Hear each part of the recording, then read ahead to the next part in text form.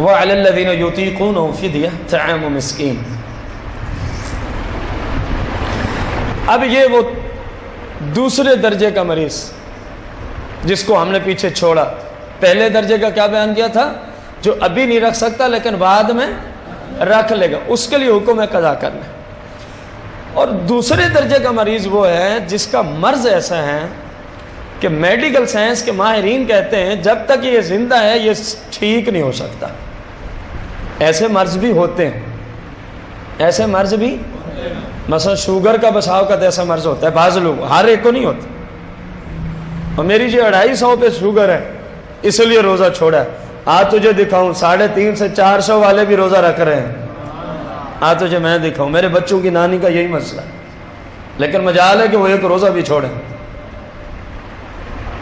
اور ان کا کہنا ہے عام دنوں میں مجھے میڈیسن زیادہ کھانی پڑتی ہے شوگر کی، اور جب میں روزہ رکھ لیتی ہوں تو آدھی سے بھی کم کھا لوں میرا دن سوکھا گزر جاتا ہے۔ یہ روزے کی بہار ہے، روزے کی برکت ہے۔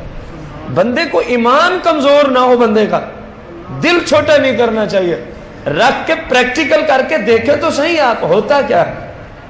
ہوتا اللہ کے فضل سے برکت ہی آئے گی۔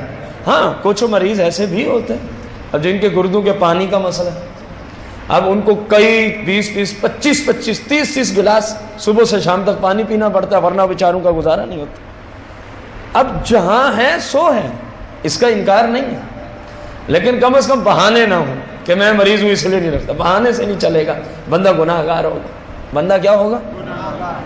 تو جس کو ڈاکٹر صاحب ماہر کہیں کہ آپ زندگی بھر اس مرض سے ٹھیک ہو سکتے اور اس میں روزہ۔ نمبر 2، ایسے بوڑھے افراد جو اپنی عمر کی وجہ سے کمزور ہو گئے، اپنی عمر کی وجہ سے کمزور ہو گئے۔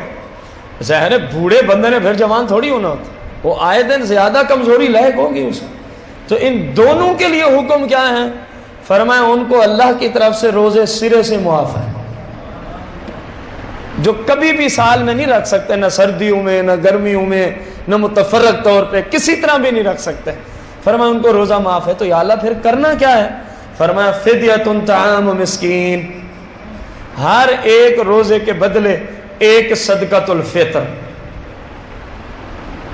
ہر روزے کے بدلے ایک صدقۃ 2.25 کلو گندم، یا اس کی موجودہ ریٹ کے اعتبار سے موجودہ علاقے میں جہاں وہ مریض رہتا ہے اس کی قیمت، اس کی دینا کس کو ہے؟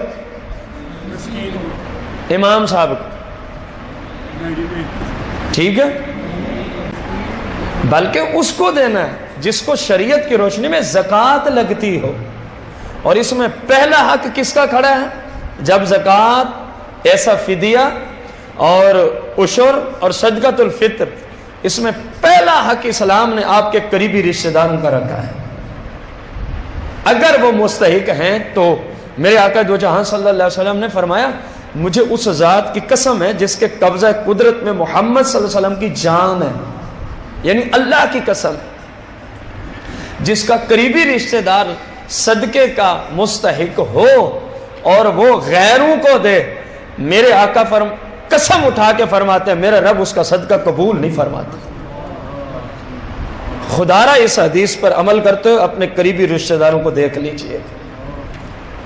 جب